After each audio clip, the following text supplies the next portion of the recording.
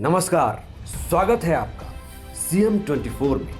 TV 24 का मध्य प्रदेश के मुख्यमंत्री डॉक्टर मोहन यादव की गतिविधियों का एक जीवंत और अनोखा बुलेटिन। हर 24 घंटे की धड़कन सीधे आपके घर तक। यहाँ हम देखते हैं उनके विजन, विकसित मध्य प्रदेश, मिशन टेक्नोलॉजी से समृद्ध राज्य और उन योजनाओं का सफर जो करोड़ों जिंदगियों में नई उम्मीदें जगा रही है। रियल टाइम अपडेट्स, ज़मीनी पहल और जनता के बीच पहुंचते फैसले, यही है सीएम 24 की असली पहचान। सीएम 24, जहां हर घंटा बनता है इतिहास। मुख्यमंत्री डॉक्टर मोहन यादव की अध्यक्षता में हुई कैबिनेट बैठक में 24,200 करोड़ रुपए से अधिक के प्रस्तावों को मंजूरी दी गई है।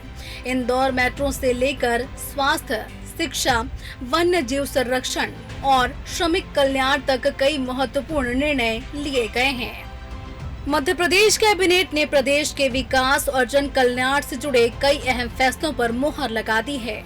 बैठक में सबसे बड़ा फैसला इंदौर मेट्रो परियोजना को लेकर हुआ, जिसके लिए 19,472 करोड़ रुपए से अधिक की मंजूरी दी गई है। कैबिनेट के अंदर महत्वपूर्ण कुछ निर्णय हुए हैं। उन निर्णयों के अंदर इंदौर की मेट्रो, जिसकी लागत 2017 में 7,500 करोड़ का आकलन किया गया था, उसका पुनर्निरीक्षण अनुमान वो कुछ क्षेत्रों में मेट्रो का अलाइनमेंट बदला गया, कहीं पर उसको अंडरग्राउंड भी किया गया जब व्यवहारिक रूप से जनप्रतिनिधियों की और सबकी मांग के ऊपर, तो उस तरीके से। और जो समय काल में 6-7 साल लगे हैं, इसके बाद में जो लागत की वृद्धि हुई है, तो अब वह 12,889 करोड़, 12,900 के करीब उसकी लागत हो चुकी है। तो यह अतिरिक्त 5,388 करोड़ की लागत की स्वीकृति दी गई और अब यह इंदौर की मेट्रो 31 किलोमीटर की करीब 2030-31 तक पूर्ण रूप से वहां पर परिचालन में आ जाएगी। कैबिनेट में विकास की नई रफ्तार, कुल स्वीकृति 24,200 करोड़। इंदौर मेट्रो 19,472 करोड़। पुनर्रक्षित लागत को मंजूरी। स्वास्थ्य क्षेत्र को मजबूत बनाने के लिए सरकार ने मेगा हेल्थ इंफ्रास्ट्रक्चर पॉलिसी 2026 पर ध्यान अध्ययन करते हुए 5 सदस्यीय मंत्रिमंडल उप समिति का गठन किया है। सरकार का लक्ष्य प्रदेश में विश्व स्तरीय सुपर स्पेशलिटी अस्पतालों का विकास और बेहतर चिकित्सा सुविधाओं का विस्तार करना है। विशेषज्ञ डॉक्टरों की उपस्थिति वो सुनिश्चित करेंगे। उसके साथ में जो योग्य और ट्रेंड स्टाफ चाहिए, वह सब उसे पीपीपी मॉडल के ऊपर उसको लेकर के आना पड़ेगा। इसका टेंडर की प्रक्रिया रहेगी और जो इसमें कम से कम लागत के अंदर चलाएंगे और अच्छी गुणवत्तापूर्ण जिनका रिकॉर्ड रहेगा, उन्हें यह केंद्र 8 पायलट प्रोजेक्ट के रूप में इनको दिए जाएंगे। इसमें प्रथम चरण में रीवा, देवास एवं गुना के 18 सामुदायिक स्वास्थ्य केंद्रों को आउटसोर्स प्रणाली से 18, मैंने 8 पहले कहा था, परंतु इसको 18, ये 3 जिले हैं, 2 जिलों के थे, तीनों जिले के मिला के 18 जगह पर। और इनमें जो देखा गया कि 5 सामुदायिक केंद्र ऐसे हैं कि जहां पर अभी एक भी विशेषज्ञ डॉक्टर नहीं है। तो यह महत्वपूर्ण था कि हमारे प्रदेश की जनता को छोटे गांवों के अंदर भी उचित स्वास्थ्य सुविधाएं अच्छे स्तर पर प्राप्त हो। तो यह एक नए मॉडल को इस बार चालू करने की स्वीकृति दी गई है। इसी के साथ में एक महत्वपूर्ण प्रस्ताव कैबिनेट में आया कि जो परोपकारी व कल्याणकारी संस्थाएं हैं, वे अगर कोई चिकित्सालय, कोई बड़ा चिकित्सालय मध्य प्रदेश में लगाना चाहते हैं, तो उन्हें मध्य प्रदेश सरकार जमीन भी उपलब्ध करवाएगी। जमीन के साथ में उन्हें जो सुपर स्पेशलिटी के इक्विपमेंट हैं, उनमें क्षेत्र वाइज, क्योंकि जो समृद्ध क्षेत्र हैं ऐसा ABC कैटेगराइजेशन करके, और उनमें मशीनों के लिए अनुदान भी दिया जाएगा, पूंजीगत अनुदान दे करके। तो इसमें अभी प्रस्तावित जो मुद्दा था उसमें कई चीजें सारे मंत्रिपरिषद में निर्णय हुआ। फिर 5 मंत्रियों की एक कमेटी निर्धारित की गई है कि जो इसके सारे मापदंड निर्धारित करेगी और उन मापदंडों के आधार पर एक नीति बना करके और फिर मध्य प्रदेश के अंदर जो परोपकारी ट्रस्ट है, बड़े धर्मार्थ संस्थान हैं या अन्य चैरिटेबल या CSR के जो फंड्स रहते हैं, उससे निजी क्षेत्र में अस्पतालों को प्रोत्साहन मिले। छोटे हमारे जिलों के अंदर जहां आवश्यकता है वहां पर 200 बिस्तर के भी अस्पताल लगे और इन अस्पतालों में संपूर्ण रूप से आयुष्मान कार्ड की जितने भी पैकेज है, सबकी सुविधाएं हमारे यहाँ के नागरिकों को प्राप्त हो, इसके बारे में एक निर्णय लिया गया है। तो आज के कैबिनेट के सारे निर्णय मैंने आपके स्वास्थ्य प्रोजेक्ट को मंजूरी। मेगा हेल्थ इंफ्रा पॉलिसी 2026 मंजूर। 5 सदस्यीय उप समिति गठित। सुपर स्पेशलिटी अस्पतालों पर फोकस। ग्रामीण स्वास्थ्य सेवाओं को बेहतर बनाने के लिए रीवा, देवास और गुना के सामुदायिक स्वास्थ्य केंद्रों को आउटसोर्स मॉडल पर संचालित करने के पायलट प्रोजेक्ट को भी मंजूरी दी गई है। 2 महत्वपूर्ण मुद्दे चर्चा में आए। एक सामुदायिक स्वास्थ्य केंद्र। वर्तमान में कई सामुदायिक स्वास्थ्य केंद्रों में जो 20 बिस्तर से ऊपर के हैं, उनमें डॉक्टरों की व स्टाफ की कमी देखी गई है। जो विशेषज्ञ डॉक्टर मिलना चाहिए वो उपलब्धता नहीं है। तो इस बार एक निर्णय लिया गया है कि 3 जिलों में रीवा, देवास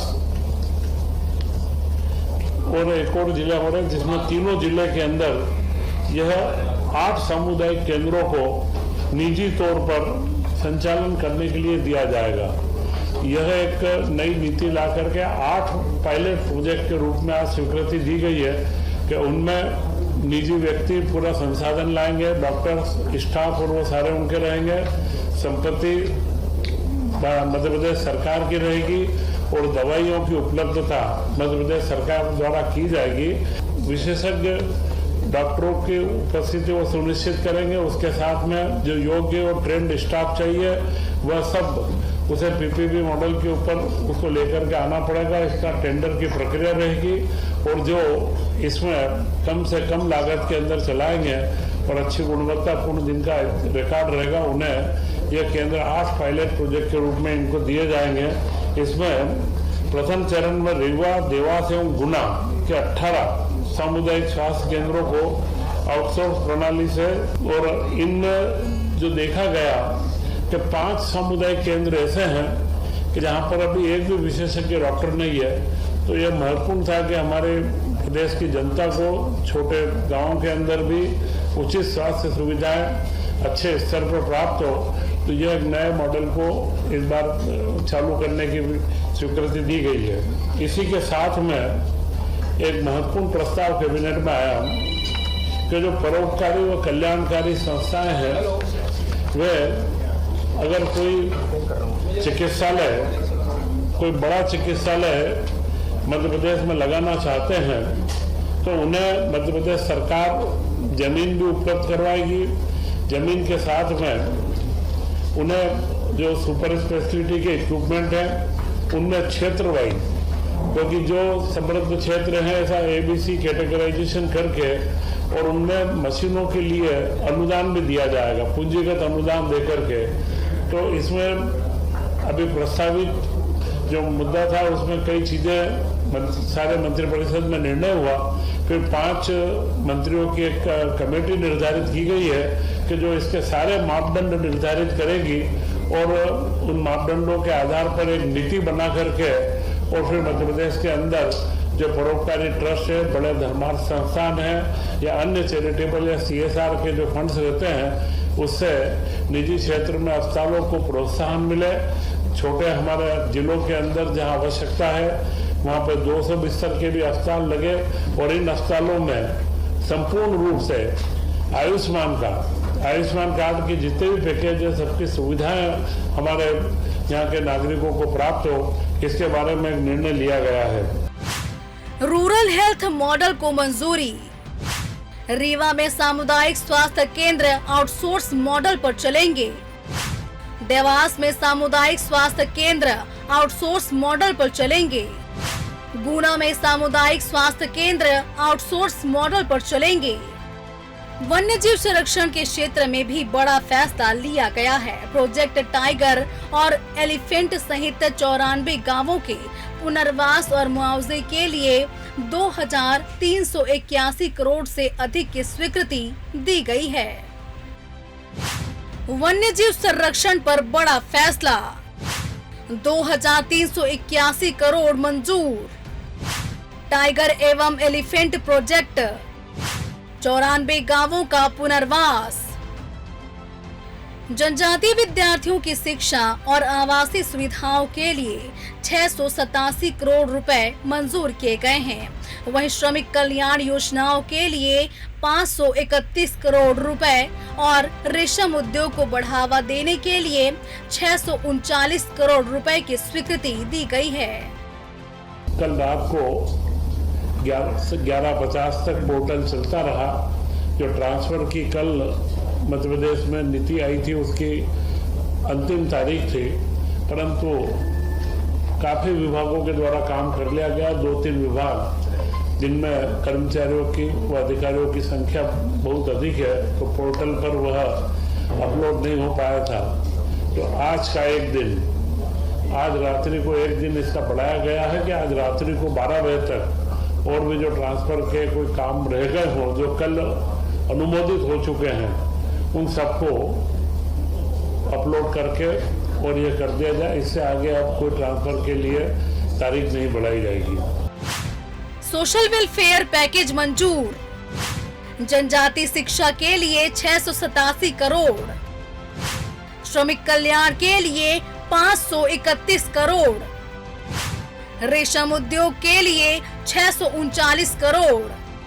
बैठक से पहले मुख्यमंत्री डॉक्टर मोहन यादव ने दावा किया कि मध्य प्रदेश देश का पहला नक्सल मुक्त राज्य बन गया है। मुख्यमंत्री ने समान नागरिक संहिता पर जन सुझाव अभियान और साइबर सिक्योरिटी रिसर्च सेंटर की स्थापना की जानकारी भी दी। सीएम डॉक्टर मोहन यादव का बयान, मध्य प्रदेश नक्सल मुक्त, यूसीसी पर सुझाव 22 जून तक, साइबर सिक्योरिटी रिसर्च सेंटर बनेगा। उधर 21 जून को होने वाली नीट यूजी परीक्षा की तैयारियों की भी समीक्षा की गई। प्रदेश के 30 जिलों के 283 परीक्षा केंद्रों पर परीक्षा आयोजित की जाएगी। मुख्यमंत्री ने परीक्षा को पूरी तरह से पारदर्शिता और सुरक्षा के साथ संपन्न कराने के निर्देश दिए हैं। एक साइबर सुरक्षा जो आज के समय में हम लोग देख रहे हैं, लगातार साइबर सुरक्षा की एक बहुत अच्छी सेमिनार राष्ट्रीय स्तर की भोपाल में संपन्न हुई और उसमें मुख्यमंत्री जी डॉक्टर मोहन यादव जी के द्वारा मध्य प्रदेश में साइबर सुरक्षा सेंटर स्थापित करने की घोषणा करी है। और इस सेंटर के माध्यम से हम हमारे प्रदेश के नागरिकों को किस तरीके से सुरक्षित रखा जाए, उनको कैसे पूरी जानकारियां उपलब्ध करें, उनको किस तरीके से जागरूक करें और उसी के साथ में हमारे जो साइबर से संबंधित जो आधुनिक उपकरणों जो चाहिए वे सारे इस सेंटर के अंदर हम उपलब्ध कराएंगे। तो यह सारे विषय मुख्यमंत्री जी ने कैबिनेट के अंदर बताए हैं और उसी के साथ कल रात को 11:50 तक पोर्टल चलता रहा। जो ट्रांसफर की कल मध्य प्रदेश में नीति आई थी उसकी अंतिम तारीख थी, परंतु काफी विभागों के द्वारा काम कर लिया गया। 2-3 विभाग जिनमें कर्मचारियों की व अधिकारियों की संख्या बहुत अधिक है, तो पोर्टल पर वह अपलोड नहीं हो पाया था। तो आज का एक दिन, आज रात्रि को एक दिन इसका बढ़ाया गया है कि आज रात्रि को 12 बजे तक और भी जो ट्रांसफर के कोई काम रह गए हो, जो कल अनुमोदित हो चुके हैं, उन सबको अपलोड करके और ये कर दिया जाए। इससे आगे अब कोई ट्रांसफर के लिए तारीख नहीं बढ़ाई जाएगी। यह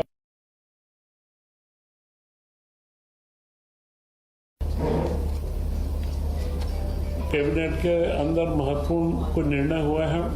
उन निर्णयों के अंदर इंदौर की मेट्रो, जिसकी लागत 2017 में 17,500 करोड़ रुपए का आकलन किया गया, 7,500 करोड़ का आकलन किया गया था, उसका पुनर्निरीक्षण अनुमान वो कुछ क्षेत्रों में मेट्रो का अलाइनमेंट बदला गया, कहीं पर उसको अंडरग्राउंड भी किया गया जब व्यवहारिक रूप से जनप्रतिनिधियों की और सबकी मांग के ऊपर, तो उस तरीके से, और जो समय काल में 6-7 साल लगे हैं, इसके बाद में जो लागत की वृद्धि हुई है, तो अब वह 12,889 करोड़, 12,900 के करीब उसकी लागत हो चुकी है।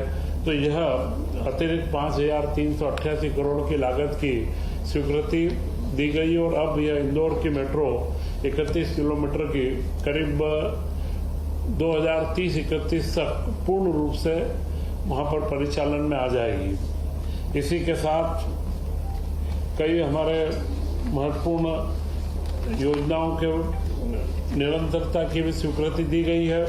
करीब 24,200 करोड़ की योजनाओं को निरंतरता की स्वीकृति दी है, जिसमें वन विभाग के प्रोजेक्ट टाइगर का है, श्रम विभाग की कल्याणकारी सारी योजनाएं 531 करोड़ की, जनजातीय विद्यार्थियों की शैक्षणिक सुविधाओं के लिए 687 करोड़ और खास करके कुटीर ग्रामोद्योग उद्योग में जो रेशम उत्पादन को बढ़ावा देने के लिए 639 करोड़ की, क्योंकि रेशम का उत्पादन एक बहुआयामी उत्पादन है।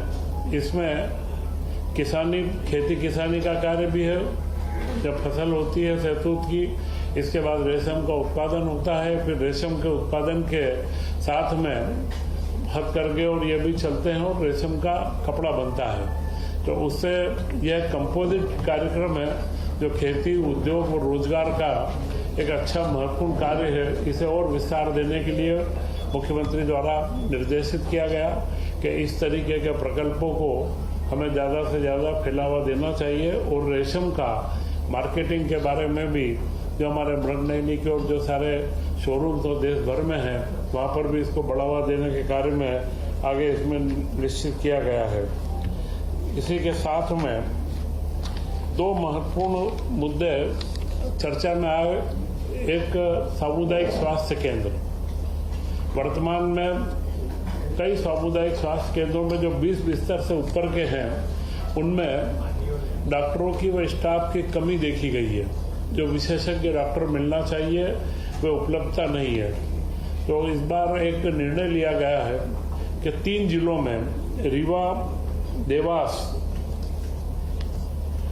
और एक और जिला हो रहा है, जिसमें तीनों जिले के अंदर यह 8 सामुदायिक केंद्रों को निजी तौर पर संचालन करने के लिए दिया जाएगा।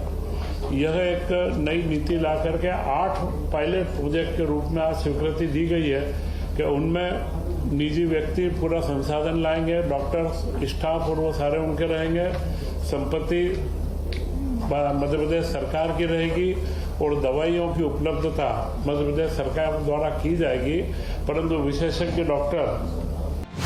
नीट यूजी परीक्षा की समीक्षा की गई। प्रदेश के 30 जिलों में परीक्षा आयोजित होगी। 283 परीक्षा केंद्र बनाए गए हैं। 21 जून को सुरक्षा के साथ होगी परीक्षा। बहरहाल मोहन कैबिनेट के ये फैसले प्रदेश में अधोसंरचना, स्वास्थ्य, शिक्षा, रोजगार और निवेश को नई दिशा देने वाले माने जा रहे हैं। Bureau report, TV 24 news.